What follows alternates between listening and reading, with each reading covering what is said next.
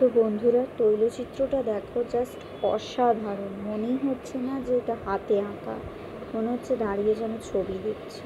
এত সুন্দর হাতে আঁকা, যে এত সুন্দর হতে পারে এটা না দেখলে বোঝাই যেত না। অসাধারণ, ভীষণ ভালো লাগছে।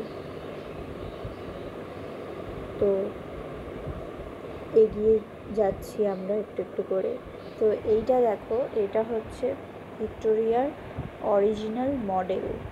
এই মডেলটা দেখে ভিক্টোরিয়া মেমোরিয়াল তৈরি হয়েছিল। এটা অরিজিনাল মডেল। তারপর দেখো, এখানে আরও অনেক তৈলচিত্র আছে। এইটা হচ্ছে এক ধরনের যন্ত্র। সব কিছু এত সুন্দর।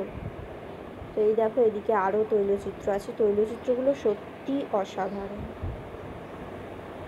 তো এবার আমরা আরেকটা দিকে চলে এসেছি ভিক্টোরিয়ার। এখানেও দেখো, খুব সুন্দর, এত সুন্দর নিখুঁত কাজ, অসাধারণ। তো আমরা একটু একটু করে এগিয়ে যাচ্ছি। এখানে দেখো, বসার জায়গা আছে। মানে এত বড় এরিয়া, তো ঘুরে দেখতে দেখতে অনেকেই ক্লান্ত হয়ে পড়ছে। তো দেখো, তার ফাঁকে আমি একটু ভিডিও করে নিচ্ছি নিজে।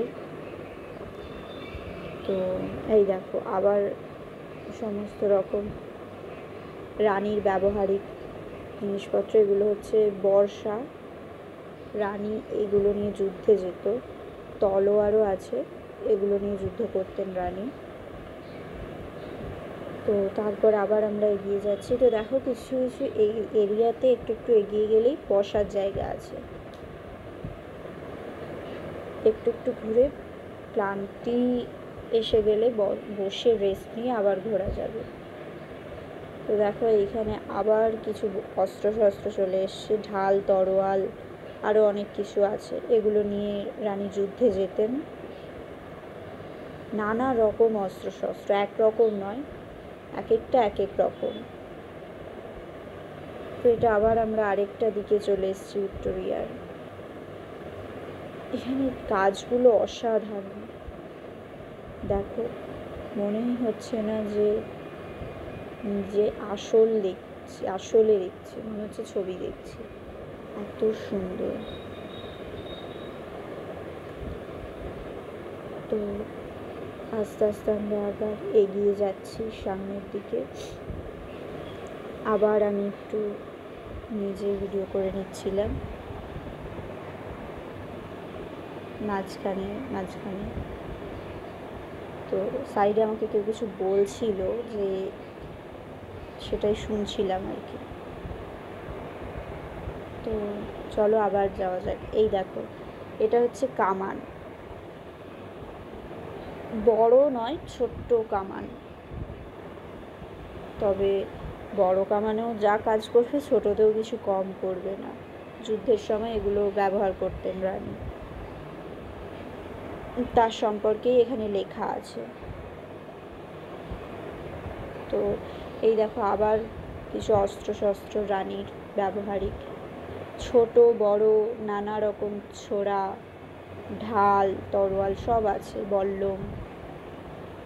তো এগুলো নিয়ে রানী যুদ্ধে যেতেন। ভাবাই যায় না যে সেগুলো আবার আমরা দেখতেও পাচ্ছি। তো এইখানেও নানা রকম জিনিস সংরক্ষিত আছে, এগুলো সম্পর্কে সব লেখাও আছে। তো একটু একটু করে আমরা এগিয়ে যাচ্ছি। দেখো, সমস্ত পুঁথি, আগেকার দিনের যে সমস্ত, সেগুলো সব সংরক্ষিত আছে এবং তার সম্পর্কে লেখাও আছে। এইটা হচ্ছে চক্রব্যূহ, মানে রানী যুদ্ধে যাওয়ার আগে যে পরিকল্পনা করতেন, এইটা সেখানেরই একটা অংশ। এখানে পরিকল্পনাটা করা হতো, এটাকে চক্রব্যূহ বলে। যুদ্ধের আগে এই পরিকল্পনাটা রানী করতেন। চক্রব্যূহ নানা রকম হয়, এটা এক ধরনের, তার সম্পর্কে এখানে লেখা আছে।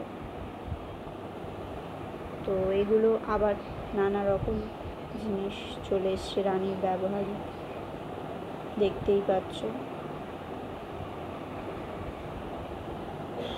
তো রানী এগুলো নিয়ে যুদ্ধে যেতেন। এই দেখো আবার নানা রকম অস্ত্র।